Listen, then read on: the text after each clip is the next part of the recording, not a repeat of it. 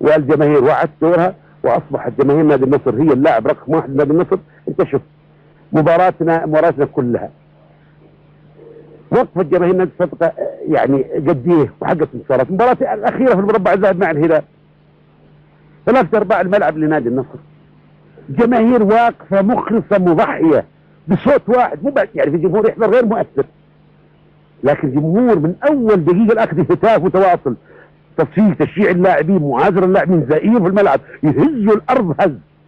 من هنا حقق النصر وكان يحققه بنتيجه كافئه لولا الحكم عمر المهنا ولولا الله سبحانه وتعالى يعني رأف في حالهم. رغم انه المعسكر رفع مستواه، معسكر الشواطئ الجميله.